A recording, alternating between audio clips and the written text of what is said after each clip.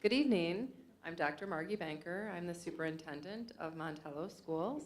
I would like to first thank a couple individuals and then go on to welcome our graduates as well. First of all, I'd like to thank Miss Amanda Bolin and Mr. Skylar Prim for serving as your leaders for this momentous event. I would also like to welcome parents and families who joined you scholars tonight to celebrate your hard work and your academic accomplishments. Your journey at Marq impacted your core identity as a human being. This unique learning community is dedicated to developing students who can become active, engaged citizens who are self-directed and empowered, to develop you to be active environmentalists, to help you master the learning process and become lifelong learners, to manage your time, resources, and responsibilities, to communicate effectively in your writing and your speaking, and to build a positive attitude and problem-solving abilities. This learning experience, prepared you to meet the challenges that you are certain to meet in the days and the years to come. The values and skills you deepened here at Marq will serve well in those pivotal moments in your life. Robert Frost reminds us that taking the road less traveled made all the difference. As you travel down your own road, my hope and belief is that each of you will always lean on the values, ethics, and character that you have developed as you make those difficult choices throughout your life. Please remember that high school graduation is a beginning, not an end. You are well on your way to making wonderful contributions to our world and are well on your way to leaving a legacy that will carry on for future generations of Montello High School students. Congratulations to all of you once again. Please continue to make your impact, to make your family proud, your teachers proud, your parents proud, and most importantly, yourself proud. As you share your talents with the world, please don't make just a living, make a difference. Give back to your community, enrich each life in your vicinity, leave your indelible mark on history by creating your own. Congratulations.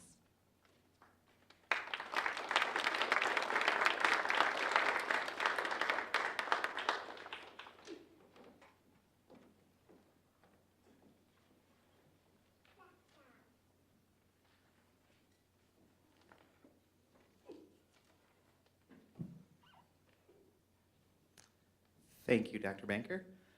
For those of you who might not know me, my name is Skylar Prim, and I'm one of the advisors here at Marq Environmental Charter School, and I have the honor of speaking first about the 3 students in our class of 2019. 2 of them are from my advisory, and all 3 of them joined Marq as 7th graders way back in the fall of 2013. Last year, we graduated our first 6-year student from Marq, sitting in the front row right there, and after her comes the flood. Over the past 6 years, this trio has grown up together and contributed in countless ways to our school's legacy. They've experienced over 1,000 days of school with us, both in our old building at 383 East Montello Street and for their high school years back here at 222 Forest Lane. More than 200 of those days were field days with 3 different field bosses, Adam, Kim, and Susan. Together, they have harvested and planted prairie seeds, studied aquatic macroinvertebrates, learned about John Muir and Alva Leopold, built many survival shelters at both school forests, and experienced all the weather Wisconsin has to offer. It's been a pleasure working with Dee Dee, Garrett, and Tyler, and I will miss each of them dearly in the years to come. I have so many memories of each of them that I could tell stories up here all night and probably not even make it to 10th grade. I'll spare everyone that, though, and just give you a few brief snapshots from their 10 years at our school. I'm going in alphabetical order, which is convenient because they're in alphabetical order. First up, Dee Dee.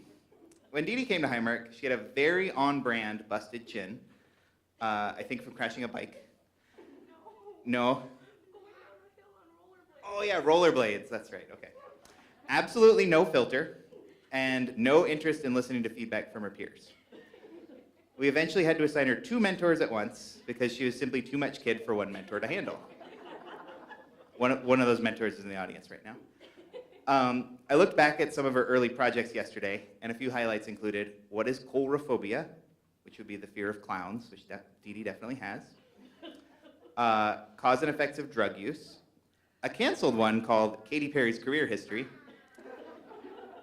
and so many Ellen Hopkins books. Another of her earliest projects was LGBT support and discrimination, which established a pattern of Dee Dee choosing controversial or activism-adjacent topics for her projects. In fact, her final Highmark presentation today was on abortion and miscarriages.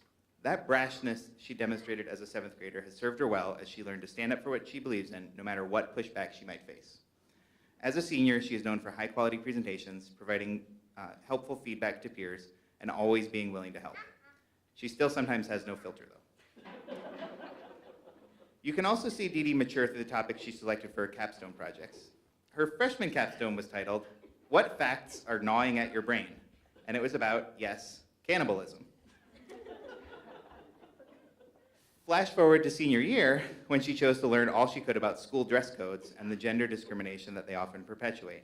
She actually had intended to use the project to fight for a more equitable dress code in Montello, but Dr. Banker and Mrs. Skifstad beat her to it. I would not have bet against her, though. Next, I'd like to tell you about Garrett. I actually first met Garrett when he was in 5th grade, I believe, and he and his mom were helping Highmark with, of all things, a mattress sale fundraiser in the PE gym. Even then, I could see that he was an exceptionally helpful young man, and I was glad to have him join my advisory a few years later. Unfortunately, I soon found that Garrett, at the time, had this horrible cackling laugh that drove me up the wall. He spent many lunches at our old building in the room next to mine, talking about zombie apocalypses and other adolescent boy stuff with his friends, laughing away. I am happy to say that Garrett and his laugh both grew up eventually, but to this day he remains an unusually kind and helpful individual.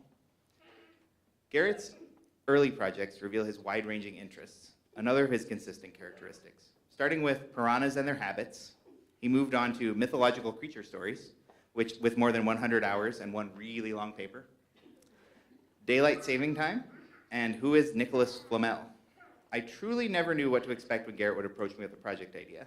There are a lot of canceled projects in his records, including at least 2 devoted to reading nonfiction books. But there are many, many successful ones too. Garrett's eclectic interests have always inspired him to cast his net widely and follow his ambitions wherever they might lead. His progression of capstone project topics demonstrates this nicely. Starting with endangered birds, which involved working with local expert and friend of the school, Daryl Christensen, moving on to sunken ships, in which he learned about how shipwrecks both pollute the water and benefit aquatic life, and video games and your brain, which involved visiting an educational video game company in Madison.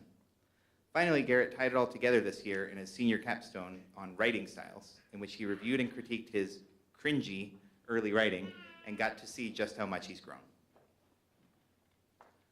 Lastly, we have Tyler. As a 7th grader, Tyler, like the other 2 graduates, could easily have been described as a bit much. He also drove his mentor crazy and ended up with 2 or maybe 3, I don't actually remember. It was 3. Okay, I don't recall the details, but at least once his mentors locked him out of the old building so he could burn off some energy running around.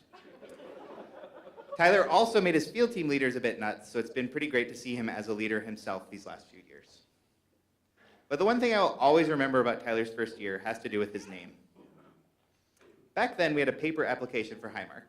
Amanda and I both assumed that the spelling of Tyler's name with an O was just a smudged E.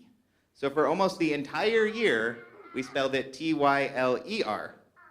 Sometime in the spring semester, one of us finally noticed that it was spelled Tylor in all the student information systems, so we asked him about it. Sure enough, we had it wrong, and we both felt awful for misspelling it for so long.